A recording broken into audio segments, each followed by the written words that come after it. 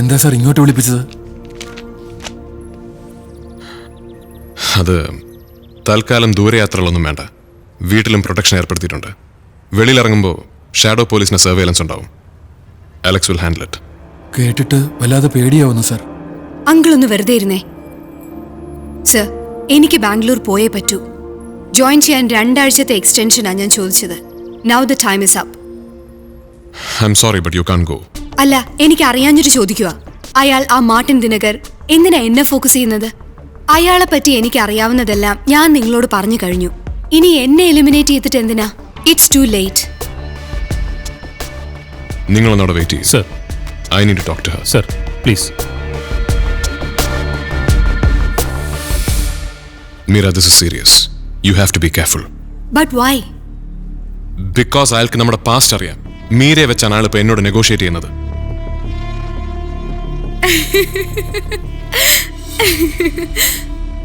I tell you, he's an asshole. എന്നോട് നിങ്ങൾക്കുള്ള പക അയാൾക്ക് മനസ്സിലാക്കാൻ പറ്റിയില്ലല്ലോ. മജിസ്ട്രേറ്റിന്റെ മുമ്പിൽ ചെന്ന് മാർട്ടിനെതിരെ ഞാൻ മൊഴി കൊടുക്കാം. Let him record it. അത് കഴിഞ്ഞ് എനിക്ക് ബാംഗ്ലൂർക്ക് പോകണം. More than a job, I need a change of place. ഇനിയും ഈ സിറ്റിയിൽ നിൽക്കാൻ എനിക്കിഷ്ടമല്ല. Since we met. No, you can't go. എനിക്ക് പോയേ പറ്റൂ. പറഞ്ഞില്ലേ എന്റെ ജോലി പോവും. To hell with your job, Meera. You cannot go. You are under my protection. What did you say? I said you are under my protection. I love that. What? I always love that. Are you crazy? Yes. For you.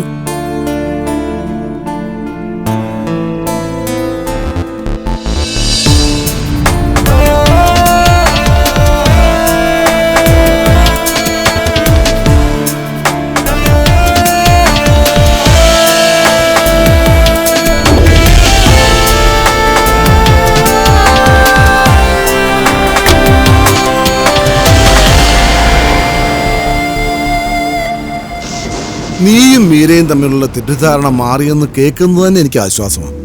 നിങ്ങൾ തമ്മിലാകുന്നത് ഞാൻ കാരണമായിരുന്നല്ലോ എന്നൊരു കുറ്റബോധം എനിക്കുണ്ടായിരുന്നു.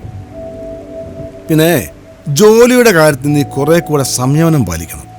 ഈ ചോരത്തളപ്പും പിടിവാശിയും കൊണ്ടൊന്നും police പിടിച്ചിരിക്കാനൊക്കത്തില്ല. വണങ്ങേണ്ടവരെ വണങ്ങണം, അനുസരിക്കേണ്ടവരെ അനുസരിക്കണം. IG Thomas sir നല്ല ആളാ, ഫോഴ്സിലെ ഏറ്റവും നല്ല ഓഫീസറാ. അദ്ദേഹത്തിൻ്റെ അഡ്വൈസ് നീ കേൾക്കണം. എന്തെങ്കിലും ഒരു കെടുതി പറ്റിയാൽ അദ്ദേഹം നിന്നെ പ്രൊട്ടക്ട് ചെയ്തോളും. അച്ഛനൊരു പ്രശ്നം ഉണ്ടായപ്പോൾ അച്ഛനെ ആരാ പ്രൊട്ടക്ട് ചെയ്തത്?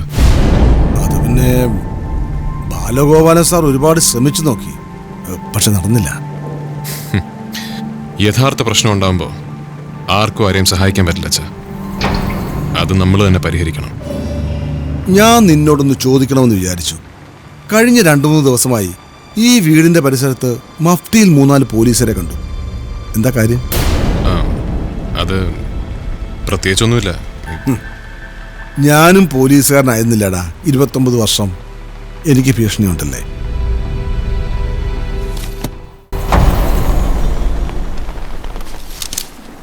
എന്താ അലക്സ്? സർ, പാറമട സുഭാഷിനെയും ജയപ്രതാപിനെയും ലൊക്കേറ്റ് ചെയ്തിട്ടുണ്ട് സർ. അവർ നാഗർകോവിൽ ഒരു കോളനിയിലുണ്ട്. അവർക്ക് അവിടെ ചില ലോക്കൽ ഗുണ്ടകളുടെ സഹായവുമുണ്ട്. ഒരു മിനിറ്റ്, ഞാൻ എന്താ വരുന്നു. ശരി സർ.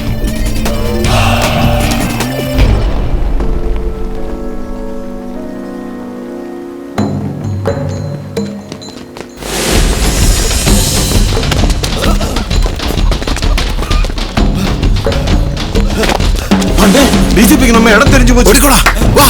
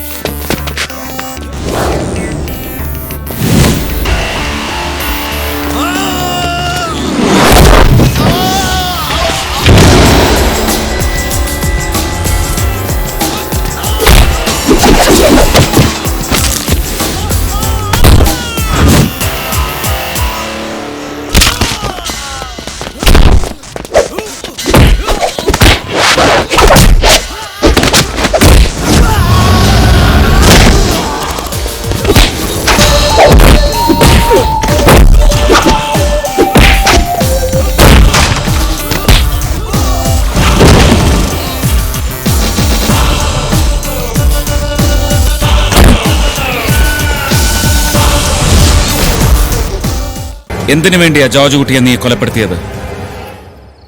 പണത്തിന് വേണ്ടിയാണോ? അതോ മീനാക്ഷിയെ അവൻ... ഞാനല്ല കൊന്നത്.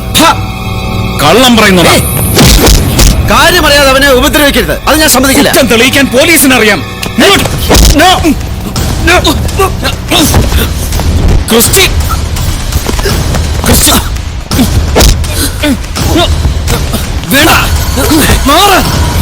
എനിക്ക് വേണ്ടി നിങ്ങൾ തമ്മിൽ തല്ലരുത്.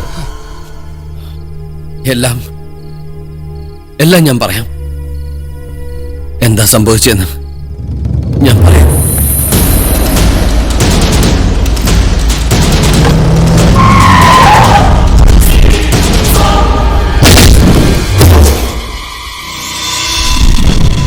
ഹലോ ജോജി. അളിയ, അളിയനിപ്പോ എവിടെയുണ്ട്? കൊച്ചിയിലുണ്ട്. അളിയ, എന്നെ ഒന്ന് സഹായിക്കണം. ഞാൻ പറഞ്ഞിട്ടില്ലേ ഒരു മീനാക്ഷിയെ കുറിച്ച്? ആ, നമ്മുടെ ഹോം മിനിസ്റ്റർ മോള്. ഞങ്ങളുടെ ബന്ധം അവളുടെ വീട്ടിലറിഞ്ഞു. എന്നിട്ട് ആകെ കുഴപ്പമായി. അവളെ അവരിവിടുന്ന് നാട്ടിലേക്ക് അയച്ചു. അവരുടെ ആളുകൾ എന്റെ പാസ്പോർട്ട് കത്തിച്ചളഞ്ഞു. പുതിയ പാസ്പോർട്ട് കിട്ടാൻ 1-2 ദിവസം കഴിയുന്ന ഹൈ കമ്മീഷണർ പറയുന്നത്. മീനാക്ഷി എയർപോർട്ടിൽ നിന്ന് അവളുടെ വീട്ടിലെത്തരുത്. എത്തിയാൽ അവരവളെ എന്നിൽ നിന്ന് എന്നേക്കുമായി അകറ്റും. അവൾക്ക് കാര്യം പറഞ്ഞാൽ മനസ്സിലാവും. നമ്മുടെ മാർച്ചിന്റെ പഴയ ബിൽഡിംഗ് ഇല്ലേ, അവിടെ താമസിപ്പിച്ചാൽ മതി. നല്ലവനാണെന്ന് കരുതി ഞാൻ വിശ്വസിച്ച അളിയൻ ജോർജ് കുട്ടി എന്നെ ചതിച്ചു. എന്റെ മീനാക്ഷിക്ക് അവൻ വില പേശൂന്ന് ഞാൻ അറിഞ്ഞില്ല. ഞാൻ നാട്ടിലെത്തിയ അതേ ദിവസം തന്നെയാ ഇച്ചായൻ അവളെ രക്ഷിക്കാൻ ആ സ്ഥലത്തെത്തിയത്.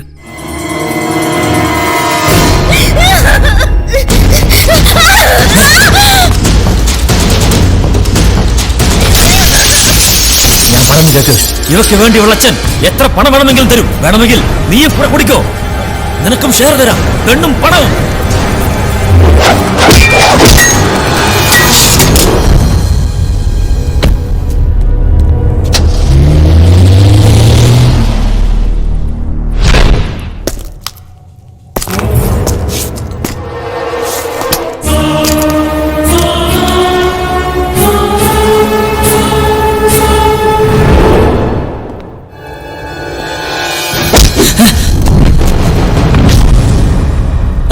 നീയോ? നീ ഇത്ര പെട്ടെന്ന് നാട്ടിലേക്ക് എത്തിയോ? ജോർജ് കുട്ടിയെ ഞാൻ എന്റെ ഇച്ഛായന്റെ സ്ഥാനത്താ കണ്ടത്. ആ നീ എന്റെ മീനാക്ഷിക്ക് വില പറഞ്ഞല്ലേ? എടാ, അത് ഈ പെണ്ണെന്ന് പറഞ്ഞ സാധനത്തിന് വേണ്ടി നമ്മൾ വാശി പിടിക്കരുത്, തമ്മിലിടയരുത്. ഒരുത്തി പോയ മറ്റൊരുത്തി. എന്റെ കാര്യത്തിൽ പെണ്ണൊരു ഇഷ്യൂവേ അല്ല. നിനക്കറിയോ, ആ മന്ത്രിയുടെ മോളെ വെച്ച് ഒരുപാട് കാശുണ്ടാക്കാമായിരുന്നു. എല്ലാം നശിപ്പിച്ചില്ലേ നിന്റെ ചായൻ. കോടികളുടെ മുതലായിരുന്നു അവള്. നല്ല നിനക്ക് ജോർജ് കുട്ടി അറിയില്ല. ഇത് കണ്ടോ, 1 കോടി രൂപയാ. ഇങ്ങനെ പല കോടികൾ ഞാൻ ഉണ്ടാക്കിയത് ഇതുപോലുള്ള പെണ്ണ് കച്ചവടം നടത്തി തന്നെയാ. അപ്പൊ ഇച്ചായൻ അപ്പച്ചോട് പറഞ്ഞൊക്കെ സത്യമായിരുന്നല്ലേ? എല്ലാത്തിനും പുറകിൽ നീയായിരുന്നല്ലേ? അതേടാ, നിന്റെ പെങ്ങളെ കെട്ടി ബോംബെയിൽ എത്തിച്ച് ഒരു മാർവാടിക്ക് കാഴ്ചവെച്ചപ്പോ ലക്ഷങ്ങളായി കൈകളിൽ വീണത്. ലക്ഷങ്ങൾ.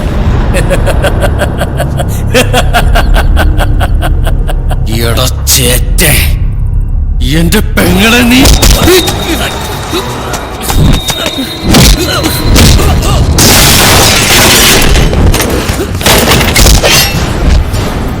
അതേടാ, ജെസ്സിയെ കൊന്നത് ഞാൻ തന്നെ. എനിക്കെതിരെ നിന്നാൽ നിന്നെയും കൊല്ലും ഞാൻ.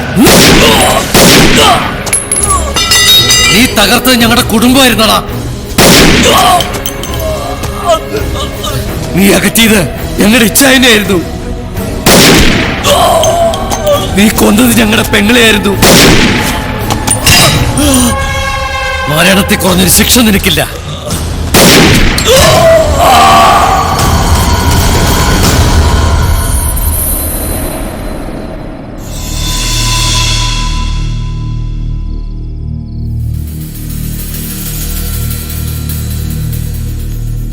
അവൻ കാരണം നമ്മുടെ ജെസ്സി.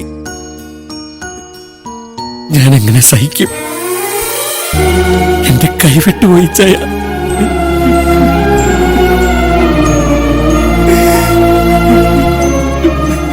നിന്റെ സ്ഥാനത്ത് ഞാനായിരുന്നാലും ഇത് തന്നെയാ ചെയ്യാ. ഇവനോടൊപ്പം നിന്ന് നമ്മൾ വിളിച്ചിറക്കി കൊണ്ടുവന്ന മീനാക്ഷിയോട് എന്ത് സമാധാനം പറയും? ഇതറിഞ്ഞ നമ്മുടെ അപ്പച്ചിക്ക് സഹിക്കാൻ പറ്റും?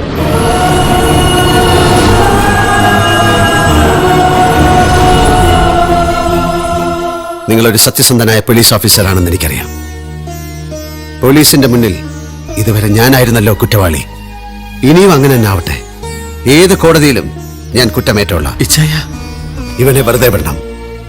നമ്മുടെ കുടുംബത്തിന് വേണ്ടി, ഇവനെ വിശ്വസിച്ചിറങ്ങി വന്ന ആ പാവം പെൺകൊച്ചിനു വേണ്ടി നമ്മുടെ അനിയനെ രക്ഷിക്കണം. പ്ലീസ്.